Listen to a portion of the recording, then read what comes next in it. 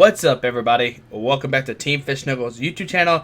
Today we're at the Southaven League Challenge, and this is actually round 3. Round 2 didn't get recorded because my computer messed up, but we got round 1 where it was me versus Justin, and I was playing the Verizian Genocide Crobat deck, and Justin was playing the Manectric Toad Crobat deck, and we see him barely get the win off here. And this round we have Chris versus Ty. Now, Ty is just a person who just is a player who just aged up to Masters this year, but last year he did have his invite to Worlds. So we have our third World competitor on here, even though it's in juniors, seniors. I always get confused. I guess it's seniors is the correct one. So in seniors, he got his Worlds invite, and which is pretty good for him. It's always good to get your invite. It doesn't matter what age division. I think it's always a really good task. And we see a mulligan there for Chris. Let's see, Ty gets a Pokemon. Let's see what Chris gets here. Now, Chris is a newer player. I think he actually started this year. So, another new player in our area, which is pretty good here. I think he keeps mulligan, but not showing his opponent, not showing Ty when he mulligan, which is not an okay thing to do. You got to make sure you show your opponent. I do have it sped up 2 times speed, so maybe he is showing it, and I'm just not seeing it. Well, let's see. This is actually round 3. Like I said, I think they're both 3-0 at this time. We see both have 6 prizes out here. Now, I know Ty is playing the Absol Yveltal Crobat deck. I'm not really sure what Chris is playing. I think I saw a Gallade in his hand. Let's see what happens here. Yeah, there's a Gallade here, and we see a draw for Chris. We see an Acrobike. Look at the top 2 cards of his deck. Probably grabs a Psychic Energy. I don't think he had another energy. Oh, he had plenty of energies in his hand. Alright, so Psychic Energy goes there. And let's see what happens here.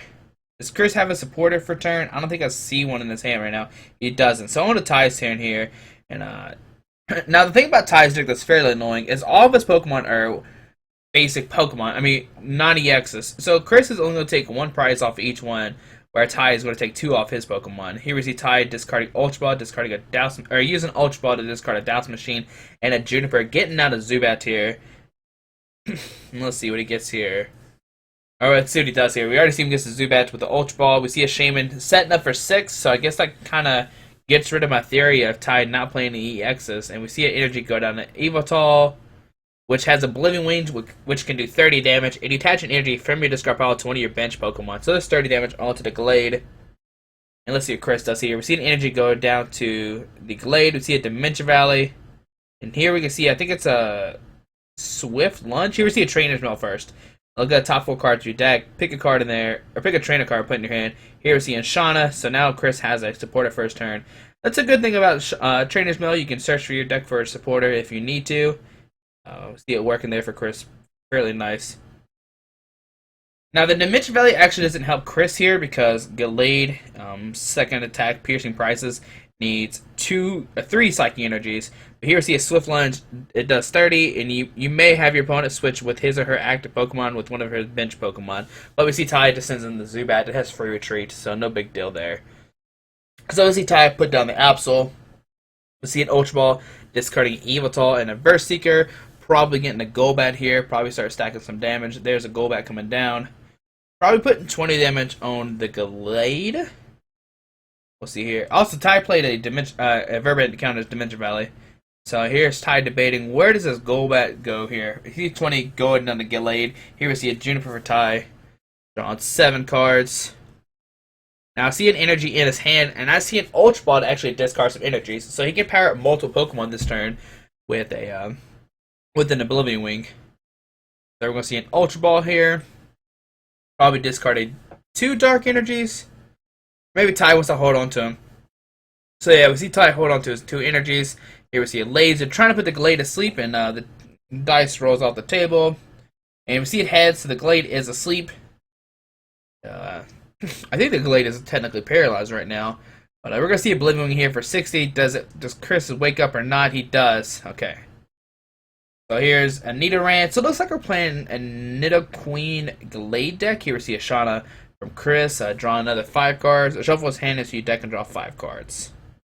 He needs a Psychic Energy to start using a second attack. Or maybe a Mega Gallade to start using its attack too.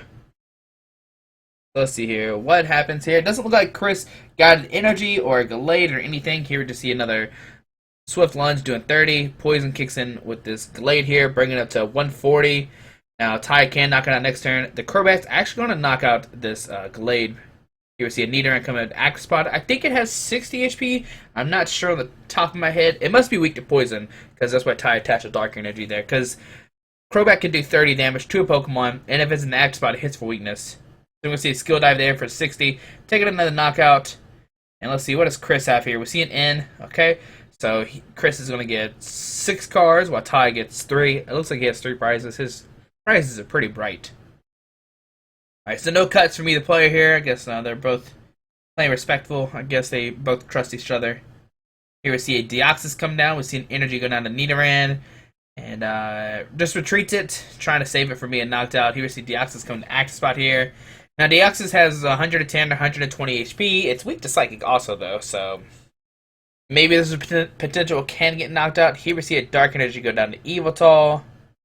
Those Absols aren't really that useful right now because Chris's bench isn't that big. Here we see a Juniper from Ty. Discard his hand, draw 7 cards. Now let's see here. What does Ty get? Maybe a Laser. Alright, there's a Laser. Tails. Alright. But he's poisoned. We see a Mossdeep going down. So right now he's hitting for 100.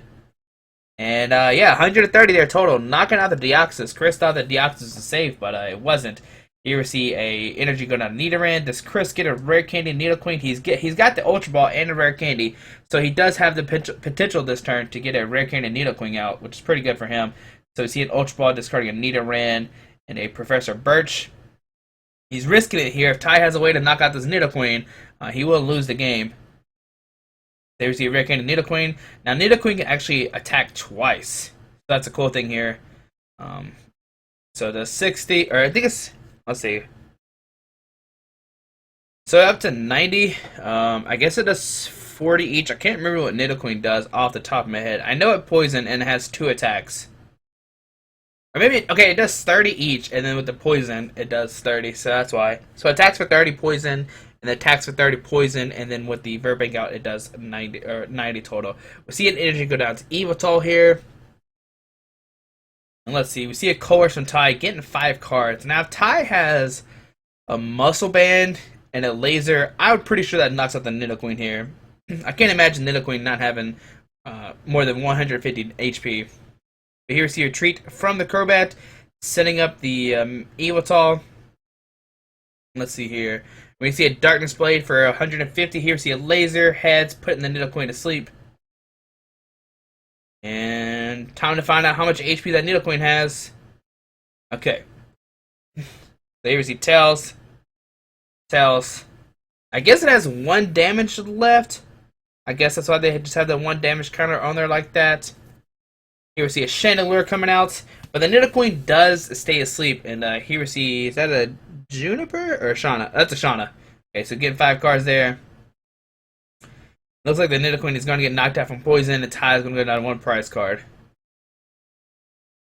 Alright, yep, that's what happened there. Ty takes a prize, sends up Chandelure. On to Ty's turn here. I see another Laser in his hand, so potentially he could put this Chandelure to sleep. It doesn't seem like Chris has been drawn to any energies. He has Ultra Ball a couple of ways. Maybe that was the problem. But I don't think Ty can... The Ty roll tells with his Yveltal. Here we see a Laser putting the Chandelure to sleep again. And we just see a pass. Yeah, he must have rolled tails, and that's why he can't attack this turn. But the Chandelure stays asleep, taking 30 damage. Now, Chris needs a way to retreat this Chandelure. If he doesn't, it'd be 60 damage, go back to Ty's turn, and then he get Darkness Blade for 100 damage and actually knock it out because it'd be 190 total. So Chris needs a way to retreat this. Well, I see a switch in his hand, but I don't see another Pokemon. Oh man, this is... Oh, and it looks like Ty wins his game here with his Yveltal Crobat deck. Not that exciting. We didn't see Chris really set up some Nidoqueens, but you can see the power of Yveltal bats and how strong Yveltal is overall. But hopefully you enjoyed round 3. Thanks for watching, and here we'll have round 4 and 5 up here in a second. I know round 4 is an exciting game. VG versus Groudon, which sounds like a bad matchup, but it's a pretty close game. But hopefully you enjoyed this game. Thanks for watching, and I hope you have a great day. Alrighty, bye.